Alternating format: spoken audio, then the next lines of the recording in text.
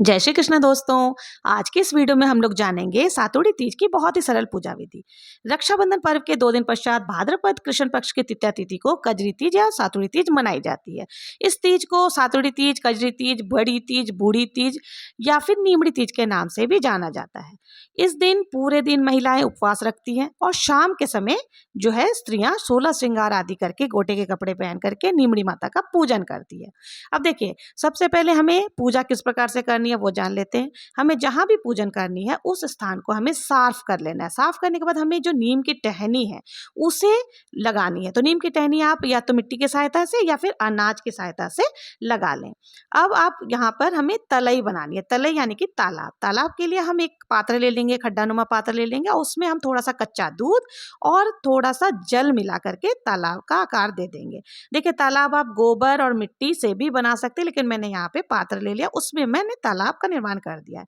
अब हमें मिट्टी से जो है गौरा माता के निर्माण करनी है। देखिए, आप मूर्ति बना अगर आपको मूर्ति बनाना नहीं आता तो कोई दिक्कत नहीं है, आप पिंडी स्वरूप में भी मूर्ति जो है कजरी माता का बना सकती है। अब हमें जो है ये मूर्ति बनाने के बाद इनको विराजमान कर लेना है। तो इनकी पूजा हमें यहाँ पे करनी है। तो हम किस प्रकार से इनकी पूजा करेंगे? थोड़ा सा हमें आखा का आसन देते हुए जो कजरी माता हमने मिट्टी से बनाई है उनको विराजमान कर लेना है।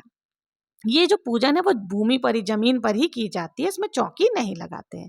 तो इस प्रकार से हमने यहाँ विराजमान कर लिया है। अब हमें एक दीपक प्रज्वलित करनी है और दीपक को इस प्रकार से हमें रखना है कि जो दीपक का जो प्रतिबिंब है, परछाई है, वो हमें इस जल में दिखनी चाहिए।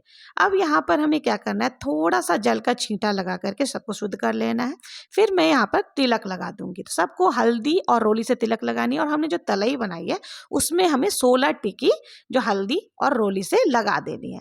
फिर हमें दीवार पर जो है 13-13 टिकियां लगानी है। तो सबसे पहले हम स्वास्तिक बना लेंगे। तो आप चाहें तो दीवार पर भी लगा सकते हैं, नहीं तो आप मैंने जैसे यहाँ पेपर लगा लिया, पेपर पर भी स्वास्तिक बना करके टिक्की लगा सकते हैं। फिर हम सभी को वस्त्र अर्पित कर देंगे। अगर आप चुनरी उड़ाना चाहती हैं तो नीमड़ी माता को चुनरी भी उड़ा सकती है, नहीं तो कलावा को ही वस्त्र स्वरूप आप समर्पित कर सकती है। अब यहाँ पर हम कलावा से ही झूला बना लेंगे। थोड़ी सी मेहंदी की सहायता से मैंने यहाँ झूला बना लिया है। अब आगे हम लोग क्या करते हैं, जो हमें सबसे मेन है, विशेष जो है वो है सातू। सातू हमें बना लेनी है। सातू हमें एक बायना के लिए जो है वो समर्पित कर देनी है और साथ ही श्रृंगार का सामान हमें नीमड़ी माता को समर्पित कर देनी है। उसके बाद हम यहाँ पर 16-16 टिकी लगाएंगे। तो देखिए, पहले हमें 16 टिकी रोली से लगा देनी है, फिर हल्दी से हम 16 टिकी लगाएंगे और उसके बाद मेहंदी को घोल करके आप रख लें और मेहंदी से आपको 16 टिकी लगानी है। और जब आप 16 टिकी लगाएंगे तो थोड़ा थोड़ा आपको माता को भी समर्पित जरूर से करना है। और जो हम काजल लगाएंगे वो चिटकी उंगली से हमें लगानी, सबसे छोटी उंगली से लगानी है। तो काजल की भी 16 टिकी लगा लेंगे। अब थोड़ा सा आखा लेकर के हमें माता को समर्पित कर देना, कजरी माता को समर्पित हम कर देंगे। अब हमने जो दूसरी सातु बनाई है उससे हमें भोग स्वरूप थोड़ा सा तलई में डाल देना है, थोड़ा सा हमें सातुड़ी माता को समर्पित कर देना, थोड़ा सा नीमड़ी माता को भी हम समर्पित कर देंगे। अब आपके पास जो भी फूल है, पुष्प है, उससे आपको समर्पित कर देनी है। तो सबसे पहले नीमड़ी माता को हमने समर्पित कर दिया, तलई में समर्पित कर दिया और हम कजरी माता को भी समर्पित कर देंगे। अब दक्षिणा जरूर से आपको चढ़ानी है। दक्षिणा पूजा में रही कमियों को पूरा करती है, तो इसलिए यथासंभव दक्षिणा आप जरूर से चढ़ाएं। दक्षिणा चढ़ाने के पश्चात हमें क्या करना है? ऋतुफल। ऋतुफल जो भी आपको मिल जाए आप जरूर से ऋतुफल भी समर्पित कर देंगे। साथ ही आपको श्रीफल भी जरूर से चढ़ा देनी है और एक नींबू, नींबू आपको जरूर से लेनी है। नींबू का इसमें बहुत महत्व होता है। नींबू हमने ले लिया। सभी सामानों का प्रतिबिंब तलई के अंदर देखना है। जैसे मैंने यहाँ नींबू ले लिया है और बोलना है, तलाई में नींबू दिखे, दिखो जैसे टूटे। तलाई में नींबू दिखे, दिखो जैसे टूटे। 4-5 बार आपको बोलना है। दूसरी चीजें देखकर भी इसी प्रकार से आपको बोलते जाना है कि जैसे मैंने यहाँ खीरा ले लिया तो तलई में खीरा दिखे, दिखो जैसे टूटे। तो इस तरह से हमें जो भी है, मोती की लड़ है और आपका साड़ी का पल्ला है, आपकी नथ है, मंगलसूत्र है, मोड़ला है, मांगटिका है, जो कुछ भी है, साड़ी का पल्लू से आपको जरूर से देखना है। ये इसलिए किया जाता है ताकि हमारा सुहाग जो है अमर रहे और माता हमें सुहाग का आशीर्वाद दे। अब हमें 1 लोटा जल ले लेना है जिससे हमें कथा सुननी है। और लोटे के ऊपर भी हमें क्या करना है, 13 टिक्की लगा लेनी है, हल्दी और रोली दोनों की ही 13 टिक्की लगा लेनी है। अब हम कथा सुनेंगे। देखिए कथा सुनने के लिए भी आपको क्या करना है, हाथ में आखा ले लेना है और यहाँ आखा में गिन करके 13 लेनी है, ना कम ना ज्यादा। तो मैंने यहाँ पे 13 आखा ले लिया है। 13 आखा लेने के बाद उसको दाएं हाथ में आप रख लें और साथ में एक पुष्प लेकर के आप कथा सुने। कथा आपको मेरे चैनल पर मिल जाएगी, सातोड़ी तीज की भी कथा मिल जाएगी, निमड़ी माता की भी कथा मिल जाएगी और आपको कजरी माता की भी कथा मिल जाएगी। तो कथा सुनने के पश्चात हमें जो है ये थोड़ा सा निमड़ी माता को चढ़ा देना है, थोड़ा सा लोटे में भी हमें आखा जो है वो डाल देनी है। तो और फिर हमें आप आरती करनी है। आरती आप कपूर से भी कर सकती है या फिर आप अलग से दीपक प्रज्वलित करके भी आरती कर सकती है। तो मैंने यहाँ धूप जला लिया है। अब मैं बहुत ही प्रेम पूर्वक आरती करूंगी। तो मैंने यहाँ कपूर से आरती शुरू कर दिया है। तो पहले हमें प्रेम पूर्वक गणेश जी की आरती करनी है, फिर हमें निमड़ी माता की या तीज माता की आरती करनी है। तो इस प्रकार से जब हम आरती कर लेंगे तो हाथ जोड़ करके पूजा में रही कमियों के लिए भगवान से प्रार्थना करेंगे, क्षमा याचना करेंगे और प्रार्थना करेंगे कि हमारी समस्त मनोकामनाओं को पूर्ण करें। तो इस प्रकार से जो है हमारी पूजा पूर्ण हो जाती है।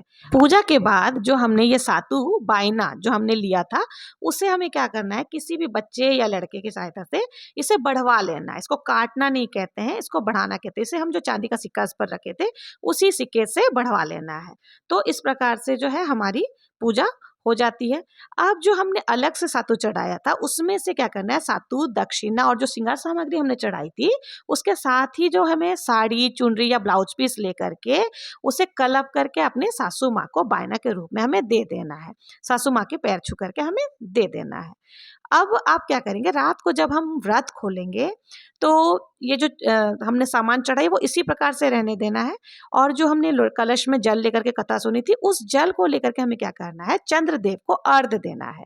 चंद्रदेव को अर्घ देने के बाद जो आखा हमने थोड़ा सा रखा था जिसे कथा सुनी थी, अर्घ देने के बाद हमें वो अर्घ मतलब आखा को छोड़ते हुए अर्घ देनी है। अर्घ देने के बाद हमें क्या करना है, जो सातु है, सातु ही का प्रसाद पहले हमें खा करके अपना व्रत खोलना है। उसके बाद जो बाकी प्रसाद है वो आप परिवारजनों में बांट सकते हैं। तो ये सातु जो है आप अपने पति के हाथों से खा सकते हैं और अपना व्रत खोल सकते हैं। तो इस प्रकार से जो है हमारी निमड़ी माता और सातुड़ी तीज की पूजा पूर्ण होती है। अब जो ये बची हुई सामग्री है, जैसे नीम की टहनी है, जो हमने तलई बनाया उसके अंदर जो जल भरा था वो, जो हमने मिट्टी से मूर्ति बनाई थी, इन सब का क्या करना है। तो देखिए इन सब को हमें दूसरे दिन, पूजा के दूसरे दिन हमें जल विसर्जन कर देना है। अगर आपके आसपास जल नहीं है तो आप भूमि विसर्जन भी कर सकते हैं। तो इन सब का विसर्जन इस प्रकार से आपको कर देनी है। इधर उधर आपको नहीं डालना ताकि किसी का पैर ना लगे। अगर आपको मेरी ये पूजा विधि पसंद आई हो और जरा भी हेल्पफुल लगा हो तो प्लीज़ मेरे चैनल को लाइक, शेयर एंड सब्सक्राइब करना ना भूलें। जय श्री कृष्ण। हर हर महादेव।